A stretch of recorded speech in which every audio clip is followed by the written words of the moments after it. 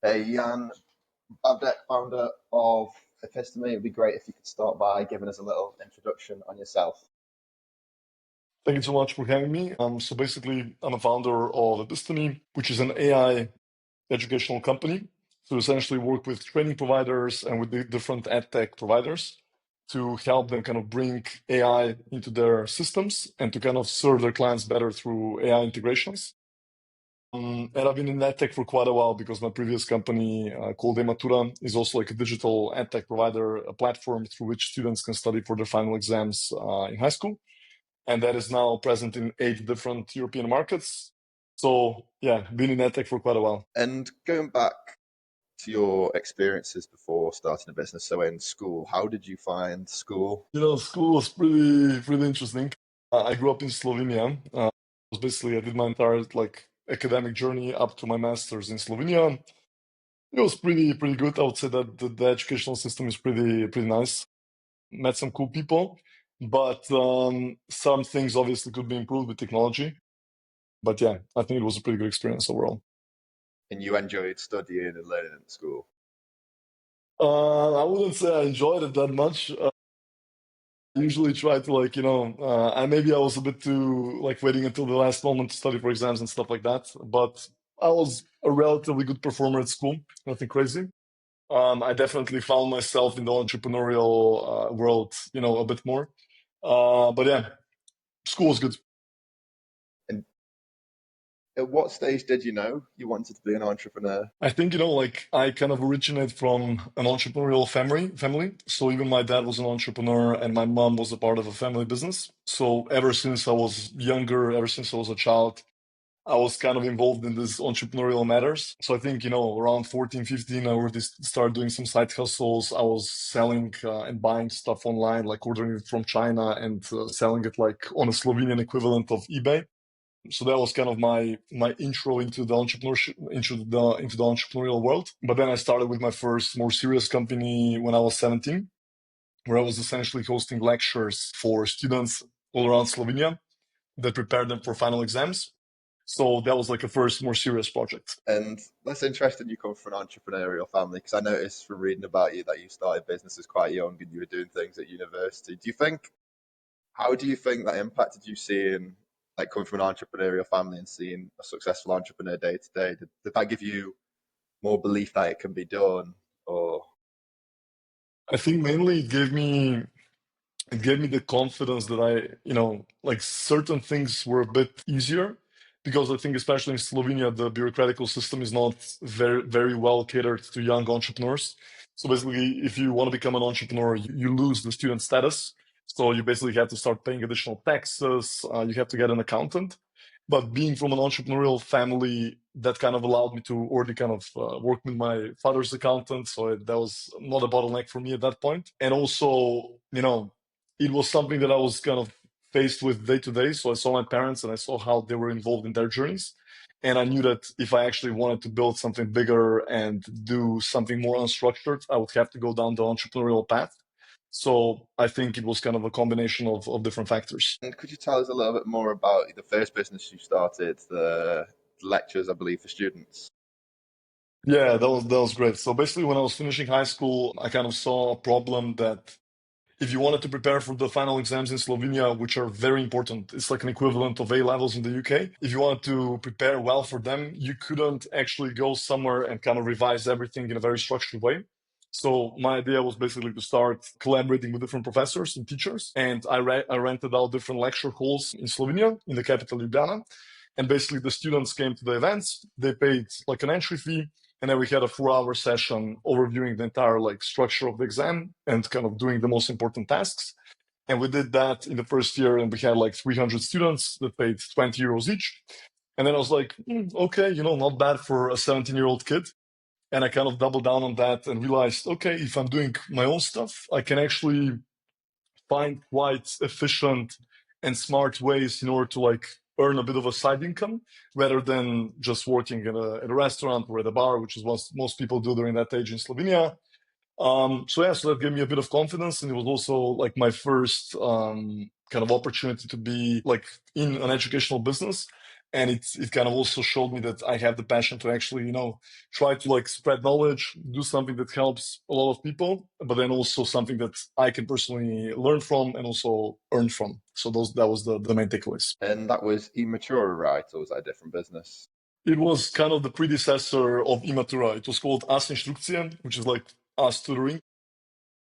This business pivoted into Ematura during COVID because we couldn't host lectures anymore in person. And then we needed to kind of find an alternative model in order to still continue what we were doing. So we pivoted towards a fully digital platform with videos, quizzes, exercises, notes. And it obviously helped me that I already had a network of tutors and professors that could help us produce the content. And we basically launched the platform in Slovenia in October 2020. We broke even in just 4 months. So the venture became quite successful. And we became the market leader in 3 years. So that was kind of the journey of Ematura. So it sounds like an incredible start and like great journey. And then, from what I understand, did you hire a CEO for that business, and it's still running today? Yes, exactly. As I already said, I kind of studied in my home country Slovenia, and I was there until I was 22. So I did my bachelor's there, and then I decided that I want to pursue a master's abroad. So I started applying to different business schools around Europe, and in the end, I decided to pursue like a master's degree at London Business School. So I moved to London.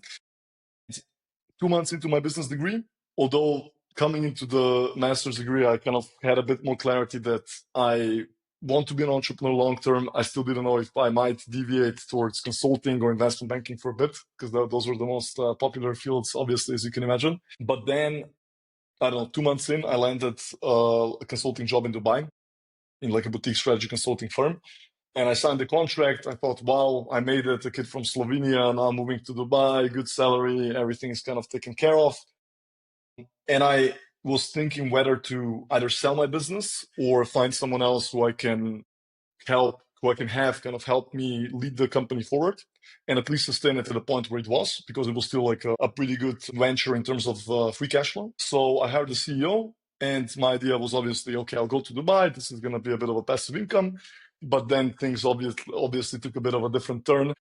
So yeah, so that was a bit different because I ended up going to Singapore, did my exchange there, and then quit the job in Dubai. So that was the rest of the journey. And how come you didn't decide to double down on that business? How come you hired a CEO? Why not say, right, I'm just going to spend all my time, I'm going to be the CEO, and I'm going to grow it?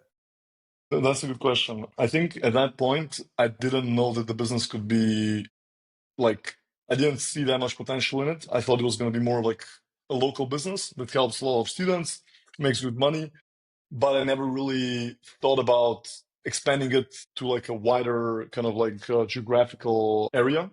And I never really thought that it has that much potential. And it was only like kind of after I finished my exchange in Singapore and I came back to Europe that I actually started thinking, okay, I started a new company, but I also have this existing company that might have a lot more potential than previously thought. And I was like, okay, let's explore market expansion. Once we got quite a bit of traction with the initial market expansion, kind of branching out to new markets, I had the thought of this can actually become a lot bigger. And that gave me confidence to invest a bit of my time into that, build out a team, and then try to scale it further. But I think it was mainly just the perception of the company and what it could be. And at what point did you start Epistemy? I started working on what later became Epistemy when I was in Singapore. So that was in, I would say, October 2023. And I was working with a co-founder in Singapore who was a computer engineer. And it was the first time that I actually started working on a company with a co-founder who had a complementary skill set, because I come from a completely business background. He came from a completely engineering background. And we started building, it was something completely unrelated to education initially. We were building like a shopping assistant, like an AI shopping assistant.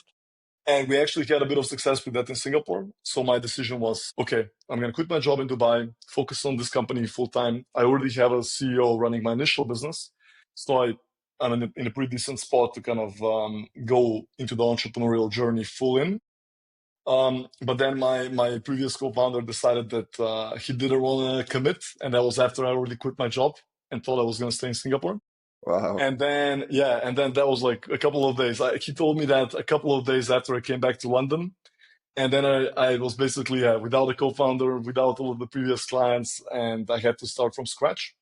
And that's when I will start working with my new co-founder, Frank. So that was in January 2024. And then the story is basically that Frank was still finishing his master's of artificial intelligence in the Netherlands. So he still had one semester left and he couldn't commit to Epistemy full time. So then I was working on this new company part time, and I had to do something else with my other 50% of the commitment. So I basically helped the then CEO of Ematura scale to new markets. So I was kind of juggling these two ventures side by side. And yeah, those were the those were the decisions based on the circumstances. You touched on co-founders. How important do you think it is to have a co-founder? I think it depends on the business that you're building. So I think for my first venture, so Ematura, it's not a particularly technical venture, right? We basically like our platform is hosted on, I mean, we use WordPress and we use like different plugins. So for example, for our LMS, we use LearnDash and all of our content is there, right? So I had like kind of a founding member of the team who used to be my classmate in high school who helped me kind of engineer the platform, but it was not that technologically advanced or sophisticated. So I didn't actually need like a full-time co-founder who would help me build a company from scratch. It's also a B2C company. So the main emphasis was on content and kind of bringing the right people into the project, organizing the system that functions, and serving the clients to the best of our abilities. So I could handle most of those things myself. Obviously, I had a great team around me that helped me kind of build up the company to what it is today. But I think for that company, I was very well suited to be the solo founder, which is also what I was. But for the new ventures, so Epistemy, we are basically like the technology enabler of different companies. So it's extremely important for us to have a very strong technological backbone. And since I don't come from a technical background, it's very important for me to have someone who is very, very good with the tech, who can also manage our engineering team, because that's the biggest portion of our company. And also gives us a lot more credibility when we're talking to clients, when we're talking to investors, because there's actually like a really good engineering mind behind the whole process. So in this case, it's definitely very, very helpful. So I would say it largely depends on the company that you're building and what your existing skill sets are. What does your day-to-day look like as a CEO of the business right now? I mean, as you can imagine, we're like an early stage company. We are a team of 14 people in Epistemy currently. We work with some of the biggest training providers around the world. So we have very, very good clients, but we are still kind of trying to go from more of an agency type of model to something that's way more scalable. So that's kind of our current challenge. And obviously, like kind of going around this challenge or overcoming it can be quite challenging. So basically, yeah, I work quite a bit. I have a pretty good team. So I have a couple of people helping me on the sales side, and then the engineering team is led by my co-founder. But basically, my day-to-day is like mainly focusing on the company, talking to clients, trying to source new leads, trying to like find new opportunities for the company, taking care of some of the admin stuff, obviously, and then also like going to the gym. But I'm very much focused on actually growing my businesses currently, so there's not that much else to it. Yeah, and interestingly, you picked up on the going from the agency to the scalable model, and I found that in myself with consulting. It's like a problem is with businesses that each client can have unique problems to solve. So you might have to like personalize projects, and yeah, obviously that's like the agency model, so that can be not as scalable. Like I'd like to hear more from you of how the problems you faced and like how you're trying to go from an agency to something that's more scalable. Yeah, I think the issue is also when you're like a bootstrapped company, because you have to like so you have like an idea about a scalable model that you want to pursue. But then also that scalable model usually doesn't yield large monetary results initially. You know, those things kind of come in the future once you have a critical mass of users that are using your SaaS or your product. So you constantly have to compromise a bit on your value proposition, and you have to kind of navigate both things, right? So keeping the company afloat financially in terms of liquidity, and also making sure that you're still kind of trying to pursue the scalable model. So that's, I think, our biggest challenge currently, because we have very good clients and we have very good relationships and we're bringing a lot of value to them. But both me and my co-founder, like our end goal is to basically go into something way more scalable. And obviously, I don't have the perfect answer to how exactly we're going to get there. I would say that the most important thing is just doing as much experimentation as possible, and also learning from those more like agency type deals, and kind of applying that knowledge to things that you can actually scale further. And because it does bring you very close to the problems of the client. And if you're smart enough and you can connect those dots, then you can essentially build something more scalable out of that. But yeah, it's really one of the hardest challenges as an entrepreneur, for sure. Yeah, yeah, I totally relate to that, especially with the scalability. Like when I started consulting, I was like, I want to make this scalable, but I don't know how. And then you work for 2 years and then you look back, analyze everything. You're like, these problems were faced by this group of customers, which were similar to this group of customers. And like you say, you connect the dots and you can work out, yeah, things in hindsight. And it's all through lots of experimentation, right? Exactly. No, it's just about experimentation. And then like basically you're running, like you're constantly running experiments and you're doing it like for a certain period of time. And then you have to have the liquidity to keep that period of time as broad as possible. And then you're also trying to become better and better and better. So the experiments are also better. So that you have a higher probability of success. And then my bet is basically just that like as long as we continuously, do this and make the right bets, things are gonna work out in our favor. That's the idea that we have. And you managed to go full time after just getting one client. Like, how did you manage to get your first client, and how have you grown so well in the last year or so? Yeah, so basically, obviously, the first client is the hardest to crack. Initially, we started working with one local company in Slovenia, which that was really like a pure agency deal, and it was also like just enough money to give me and my co-founder the confidence of okay, we can actually think about doing this full time. Obviously, the benefit that I had going into this situation is that I already had money coming in from my previous venture. So that's something that, I had that baseline kind of covered, which is extremely important because otherwise I would probably have to consider getting a job or something. Our first actual like viable client, I would say, is a training provider. It's one of the biggest, actually the market leader in the case interview preparation space. And I got in touch with that company because I was a user of that company before when I was still at business school and when I was doing preparation for case consulting myself. So I can really relate to the product and I kind of try to approach it through that lens.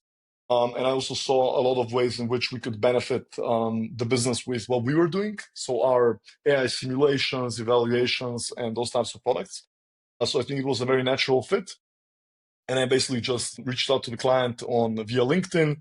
We started working together. We first had like kind of an exploratory phase where we were kind of feeling each other out and seeing if we're a good fit. And now we've been working with them for the past 8 months, and we've had some really, really solid results. So looking forward to working with them in the future. Nice. And how did you go from there to getting other clients? I basically just kind of like analyzed what worked before and did more of that.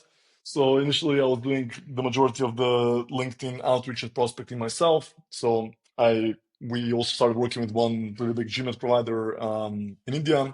So a company that basically does GMAT tutoring and admissions consulting. So we started working with them in late 2024, and then in Q1, we landed our biggest deal yet. So in Q1 of 2025, we started working with one of the leading negotiation training companies in the world that teaches corporates and that teaches also diplomats how to negotiate. And we kind of pitched our previous experience from other projects to how this could be like this methodology and this knowledge could be applicable to what we're going to build for them. And we positioned ourselves as a really, really good partner to kind of help them utilize this new technology and effectively bring it to market. And the references definitely allowed us to kind of breach that gap of are these guys credible? Can they actually pull this off? So that was obviously very helpful. And so basically, like obviously the first client is the hardest to land because you don't have much to show. It all has to be based on trust and a bit of like, believe that you can do it. So you definitely have to compromise more. And then once you build more of a portfolio, you build more credibility and you showcase that you have something unique to offer to the client apart from just the service itself. Obviously that gives the client more confidence that you're the right partner for them. And I think relationships are also extremely important for this type of stuff, right? So you need to make sure that the people trust you on a human level, but at the same time, they also feel like you are the company that can deliver the value to them that other companies can't. So that's the thing that we try to focus on. And when doing that for your first customer, do you approach it as like, Do you be honest and say, we've not done this before, but we're really determined and we can definitely deliver value? Or do you try and say, we've done this before, we can deliver value and act more confident? Like, there are two approaches that come to mind for me. How would you approach it? I mean, in the things that I know that we can deliver, I'm extremely confident. So if I do my due diligence on something and I know that we are the best provider or we are the best to kind of address the problem that they have, then I'm extremely confident in that, even if the problem is a bit different than what we've done before. And I think just using a lot of exemplification and kind of showcasing how you've done that before for other clients and how you approach these types of problems goes a long way. But I definitely wouldn't oversell on something that I wouldn't feel confident providing, because I also think that obviously, like, especially when you do have a tech co-founder, it's always the balance between the business founder or the sales side wants to sell, but then the product team also has to deliver. So these things have to be kind of in sync. Otherwise, the ship can kind of go undersea. So I think it's important to have those conversations with the technical team and navigate what can be done, what can't be done. But obviously, the things that can be done have to be extremely firm and they have to be shown to the client in a confident way. And how did you manage to grow your team so fast? So you said you're a team of 14. That's quite a lot in a short space of time. Like, what made you grow it? We just basically, I mean, we have a bunch of contractors working for us. So these are not 14 full-time people. So I'll just Right, give right. that disclaimer there because that's a big difference. But obviously, like, we needed to expand our team based on the needs of our clients. So the more deals that we got into the pipeline and then also close them, uh, we needed to find talented people who can help us address the problems that the clients have. Basically, for the engineering team, our main recruitment pipeline was in Slovenia because my co-founder is pretty active in the Slovenian engineering ecosystem. They host a bunch of events also in the AI space, so he has a pretty good reach there. And then we also hired a couple of engineers in India, in Bangalore, because in Q1 2025, I relocated to Bangalore for a couple of months.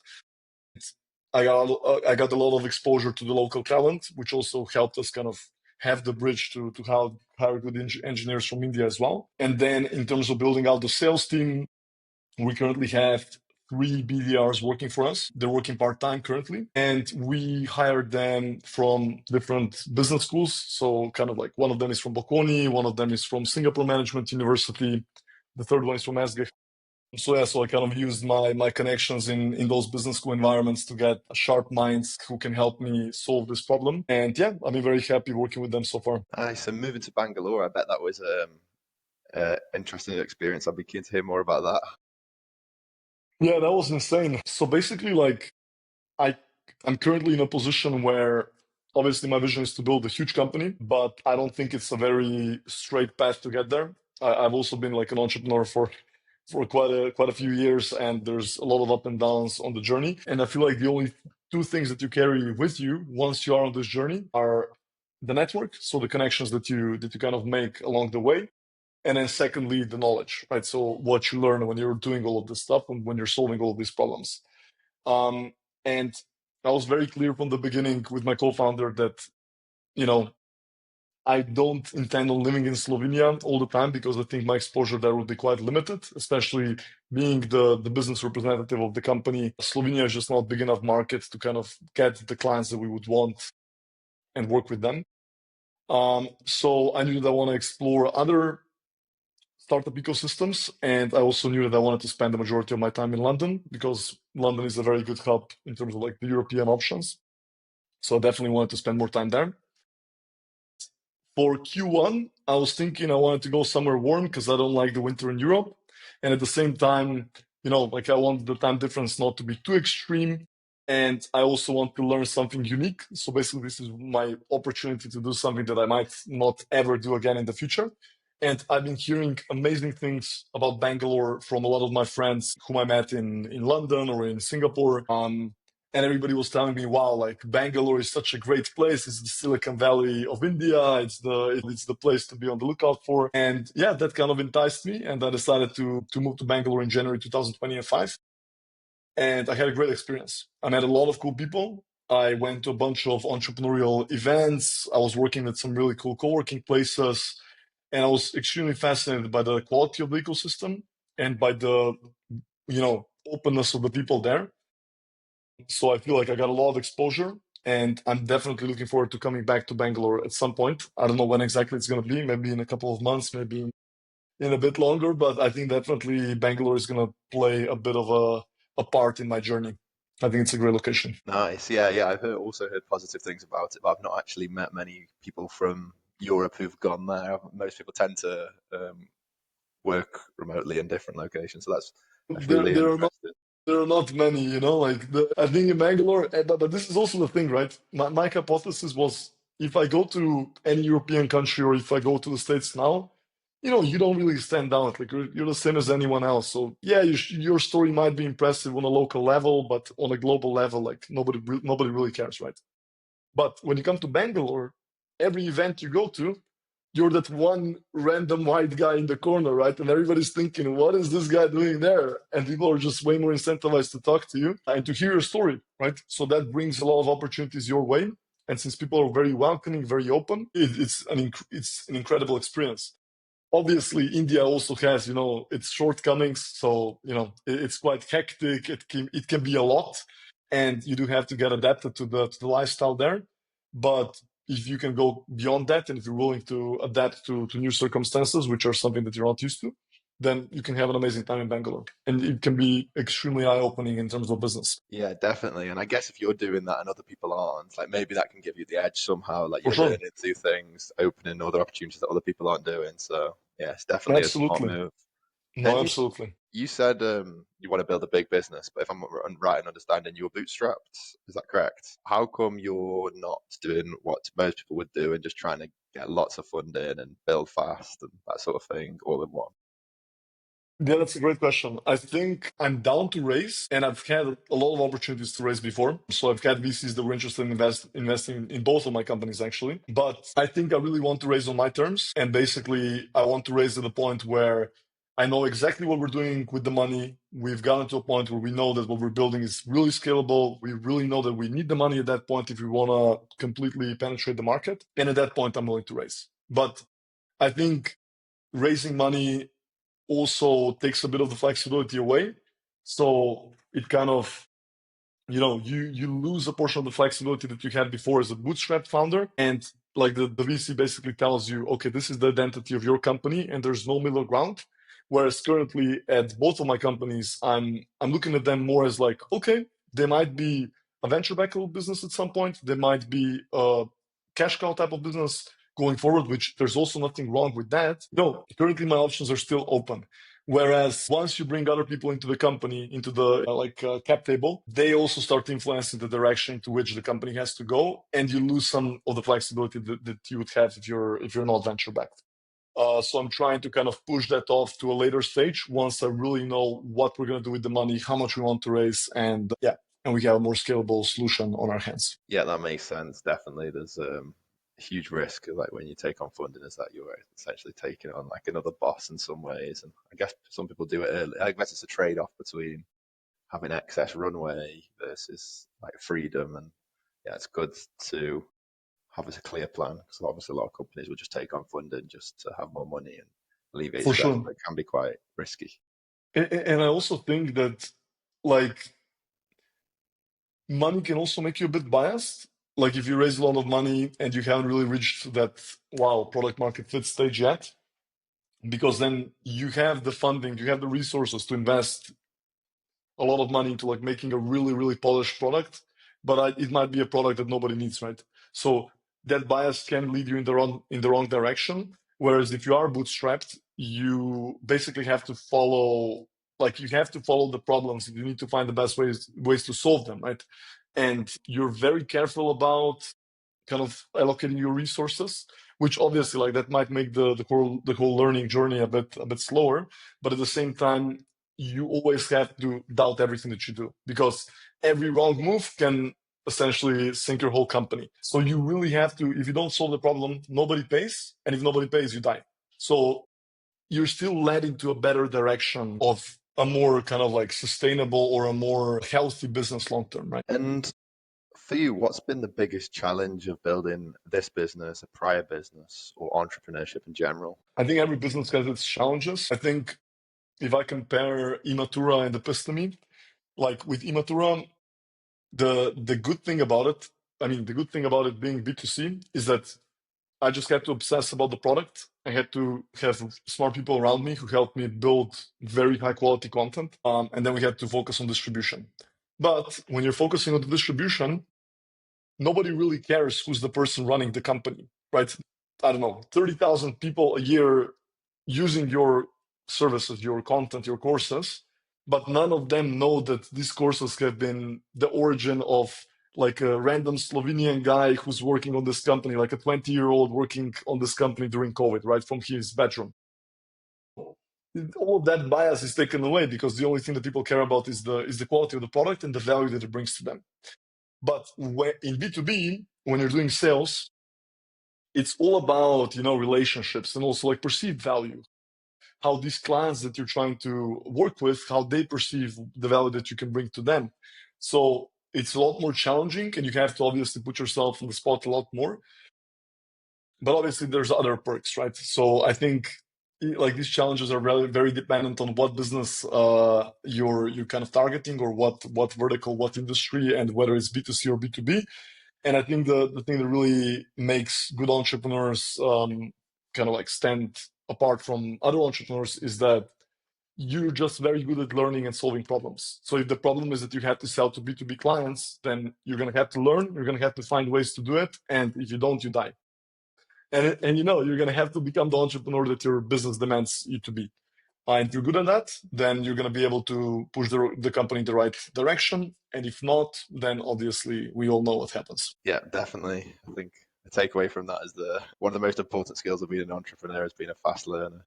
Exactly. And being good with people. But again, it depends on, the fast learner for sure.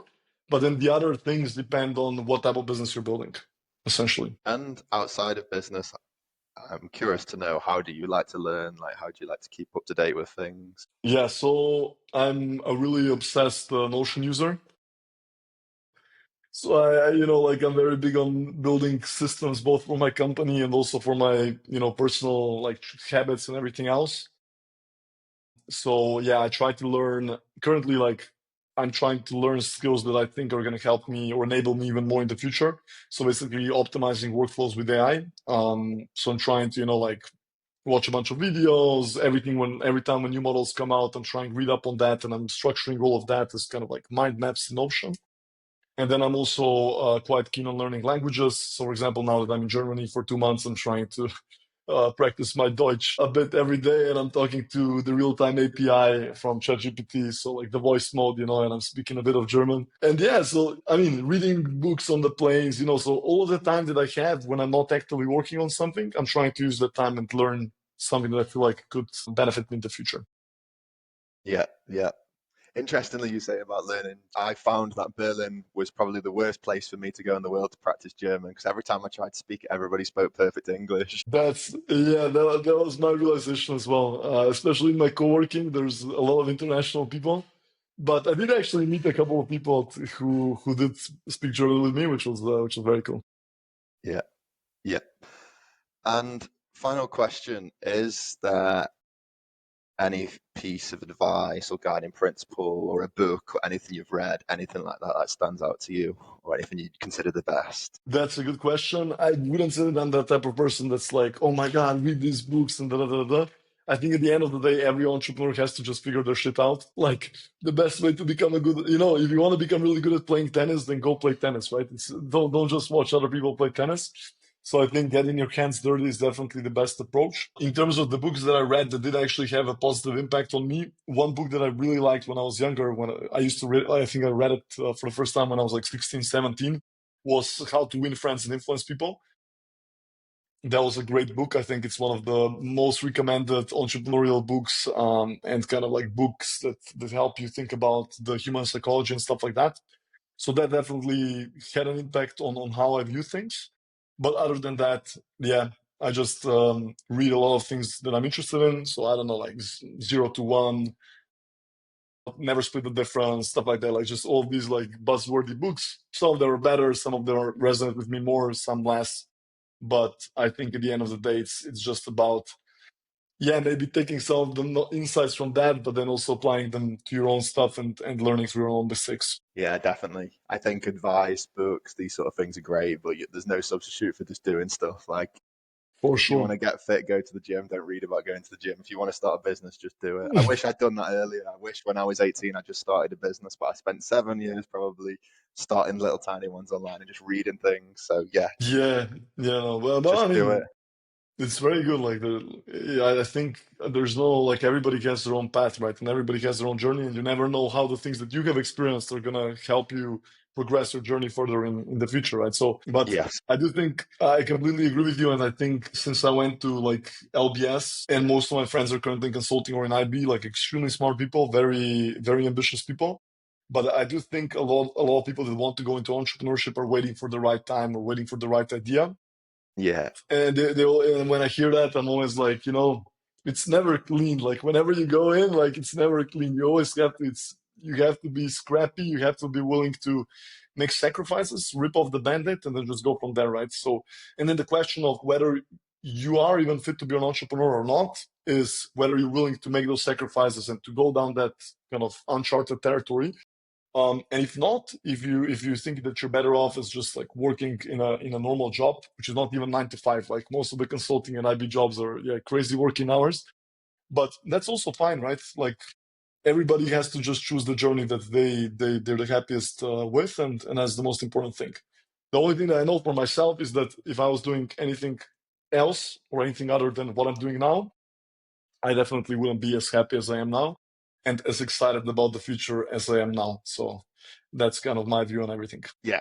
Totally get that. I think entrepreneurship and building your own things just suits some people very well. And it's like the thought of just doing something different, whether it's like a permanent job or something a bit more without as much uncertainty, can definitely be scary and likely lead to unhappiness. So I get that. Yeah. For sure, for sure. Yeah. Cool. So thanks ever so much for coming on the podcast. It was amazing to hear about all your business experience and what you're doing in the EdTech space now with Epistemy and the founding of Ematura. So yeah, it was great. And thanks ever so much for coming on. Thanks for your time. Yeah, appreciate you. Thank you for the invitation.